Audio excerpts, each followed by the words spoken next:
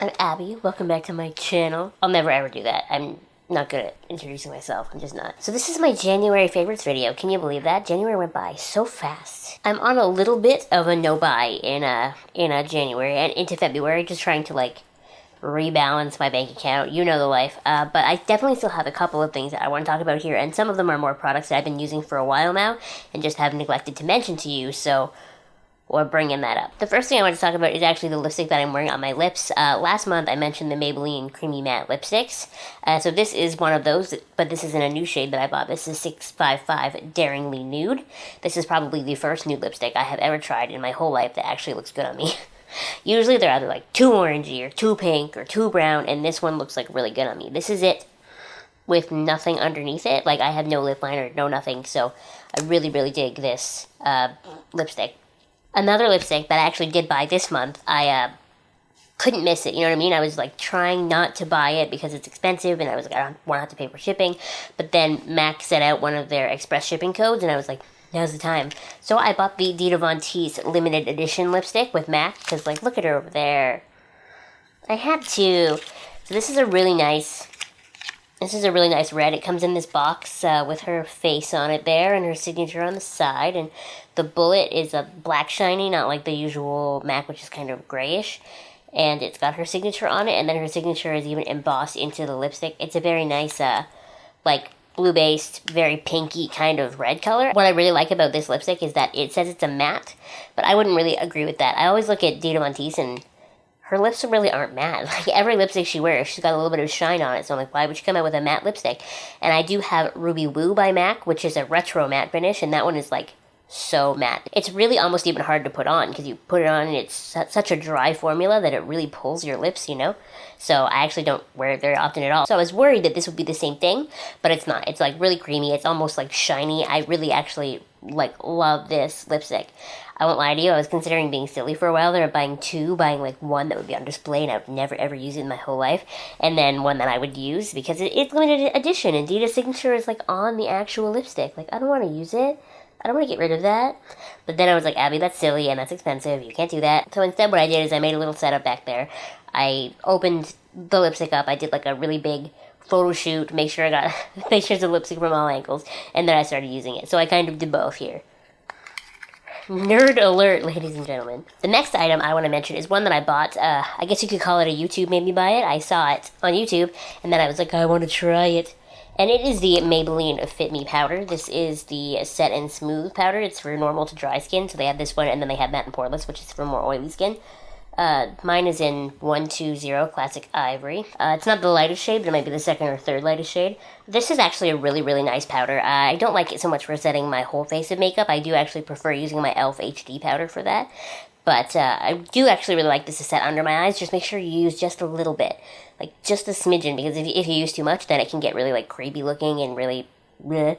But just a little bit really sets your under eyes nicely, and it is a really nice powder. It is definitely worth the YouTube hype. If I had more oily skin, I might go for the Matte and Poreless, but because I don't, Set and Smooth is definitely nice.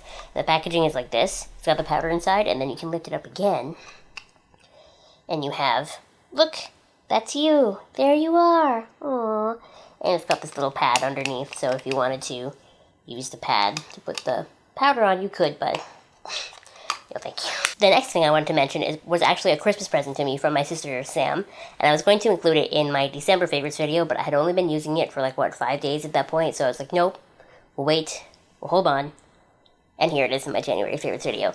So this is the Urban Decay Chill Makeup Setting Spray. I really, really like this. The reason I wanted this setting spray is because it's not supposed to dry out your skin the same way that the all-nighter does, and that's, you know, for someone who already has skin that tends to be drier, you don't want to dry out your skin anymore. So this one is supposed to be cooling and hydrating. I wouldn't say that it's cooling. I don't feel the cooling sensation on my face, but it definitely doesn't dry me out, and I definitely do see an improvement in the longevity of my makeup when I wear it. And it definitely, the important thing for me is it definitely takes down the powdery look that I can sometimes get under my eyes or on my forehead after I put on my makeup. That one's one that I really, really like.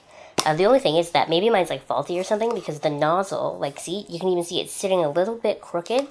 The nozzle, like, doesn't ever want to spray stuff out. I really gotta work it a couple times before I can get it to work. Maybe that's just me.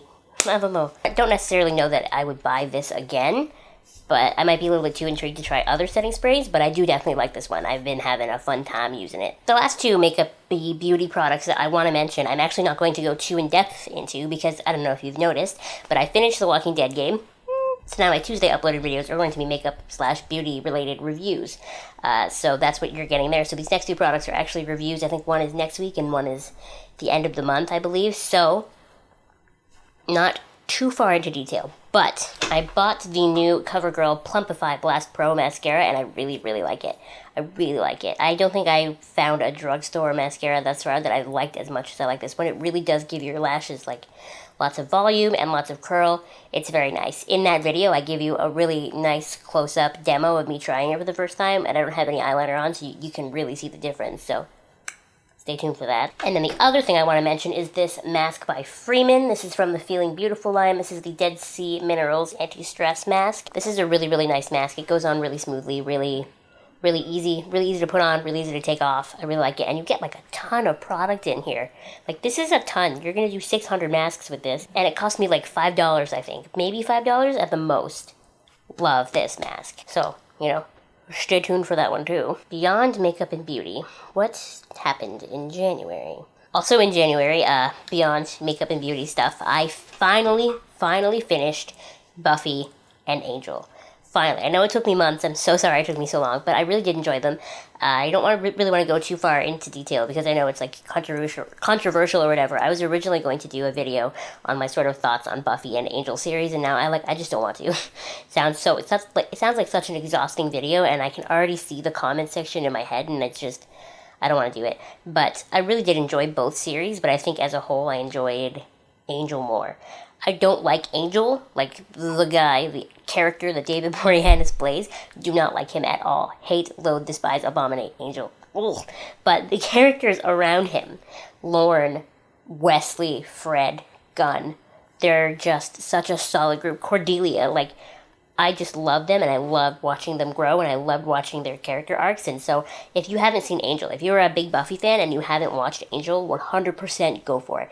So good. Season 4 is not fun. I didn't enjoy season 4 at all, but the rest of the show, so good. Then, after I finished Buffy and Angel, I started watching The X-Files. And so as I'm shooting this right now, I'm a couple episodes into season 2, and I love it.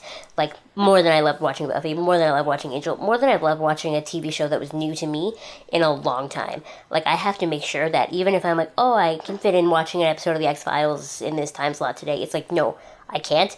I have to set aside like 8 hours for myself to just sit here and watch, because once I start, I won't be able to stop. If you've never watched The X-Files like all the way through, if you've only ever seen like the important episodes, I would 100% recommend going through all of it, beginning to end. It's all on Netflix. Go for it. It's so much fun. So yeah, I guess it's the end of my January favorites video. That felt kind of short. Was that kind of short? Shorter than usual. Sorry. What did you love in the month of January? Please let me know in the comments below, because I would love to hear what you love, and especially if it's something I've never tried before, because then maybe, you know, I can try it, and then I will love it, and you will have shared some of what you love with me the same way I share what I love with you. If you have any questions or comments or whatever, please leave them below, especially if you have any requests or ideas for future videos. I love making videos that I know you want to see and I want to make them, so everybody wins. As always, thank you so much for watching, and I'll see you next time. Bye!